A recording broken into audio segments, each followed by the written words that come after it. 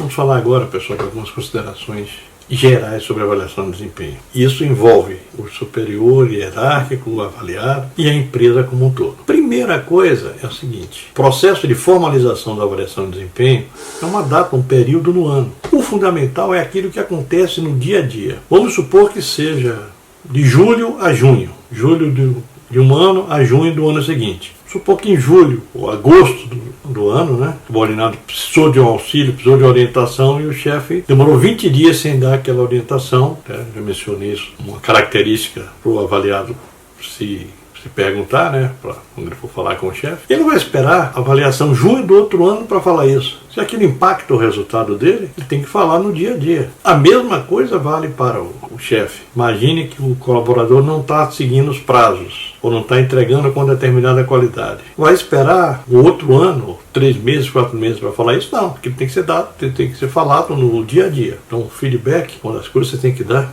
o mais próximo possível do fato ocorrido. Ponto importante é procurar desvincular a avaliação de desempenho de eventuais aumentos ou promoções. Senão fica sempre aquele pensamento do subordinado: puxa, se eu não for bem avaliado, eu não vou ter aumento ou não vou ter promoções. E aí, a minha recomendação para a empresa é você ter uma base para avaliar o subordinado, estabelecer critério de promoção, também tendo como base o resultado da avaliação de desempenho, mas não vincular aquilo. Só vai ser promovido quem teve avaliação A, B ou C. Bom, às vezes você pode até ter que dar uma promoção para alguém que teve avaliação ruim por determinadas circunstâncias que ocorreram naquele ano. Muito cuidado com a curva forçada, a senoide, como chama, né? Curva sino, aquela que diz 10% teve resultado inferior, 20% da equipe média inferior, 40% com na média, 20% na média superior e 10% na média inferior.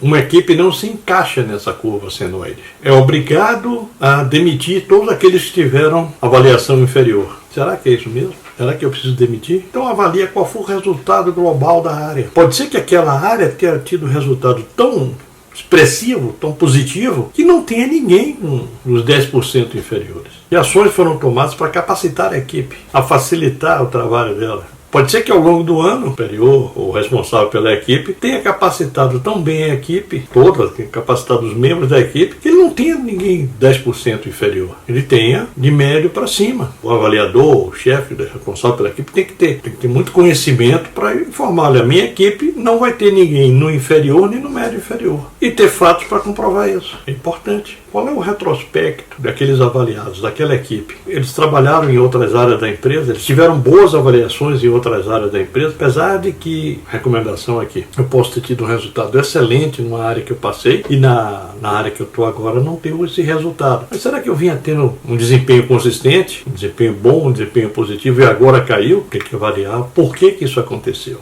Também uma pergunta que tem que ser feita, quando eu falei a questão de treinamento, as aulas sobre treinamento, quando o tema era treinamento, sobre problemas organizacionais. Que problemas a empresa pode ter causado que gerou uma baixa eventual na produtividade da equipe? Se está em dúvida, assista de novo aquelas aulas que eu falei: problemas humanos, problemas organizacionais primeiro, depois problemas humanos. A área de RH deve, ao longo do ano, não somente na época da avaliação, treinar os avaliadores e os avaliados. Isso de um modo geral. Não que vai ter que fazer um programa o ano inteiro. Não, às vezes é uma palestra, dependendo da área da empresa, tem a CIPAT. Você pode usar a CIPAT, temas de segurança, e a segurança é um ponto que nós vamos falar, segurança do trabalho, vamos falar em outro momento.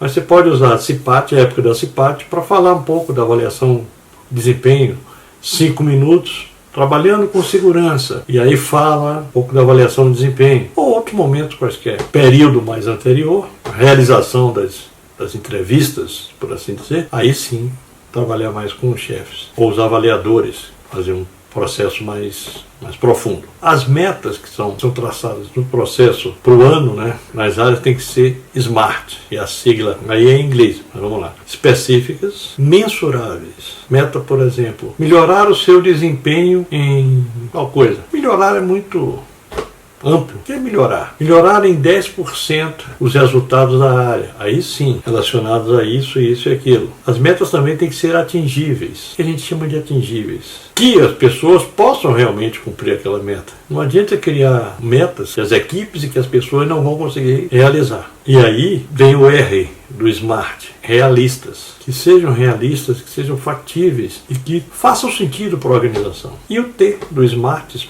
é dentro de um período de tempo. Você pode estabelecer metas bimestrais, trimestrais, mas coisas que você possa mensurar. Tem uma história importante que aconteceu comigo. Eu trabalhava numa empresa e existiam notas de avaliação de desempenho. Era o CDP, Compromisso de Desenvolvimento Profissional. Variava de 1 a 5, sendo 1 a melhor nota, 2 a segunda melhor, 3 seria a média, 4 e 5 já estariam abaixo da média. Seria mais ou menos dentro daquela curva senoide. E numa determinada área, o avaliador deu nota 2 para toda a equipe.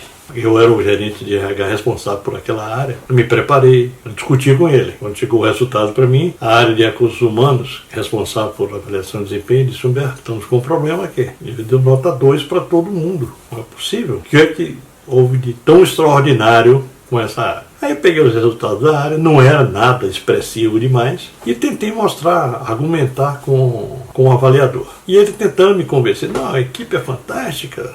Olha, mostrei os resultados e ele disse: não, mas isso aconteceu. Começou a dar uma série de: não, isso aqui aconteceu por isso, por aquilo, recebemos o produto atrasado, um monte de desculpas. Aí chegou uma hora que eu disse: vamos fazer o seguinte, você tem 8 pessoas, você deu nota 2 para todo mundo, liste essas 8 pessoas em ordem, senta que tem o mais fantástico é como a primeira, e vai descendo. Depois que ele listou as 8, aí ele olhou para mim e me xingou: você me pegou. Eu disse: não, simplesmente mostrei para você que o desempenho não é igual para todo mundo. Você teve fulano e fulano, que você botou os 2 primeiros aqui, se destacaram absurdamente, enquanto esses 2 últimos aqui, que você deu a última posição, o 7º e o 8º, lá embaixo. E está consistente com as avaliações anteriores que eles tiveram. Então não é um processo de caça às bruxas, mas tem que ter muito cuidado e muita seriedade para fazer o processo, por parte do avaliador e por parte do avaliado. Por enquanto é só. Até o nosso próximo tema. Lembrando sempre, aperte o sininho para receber as notificações. Um abraço.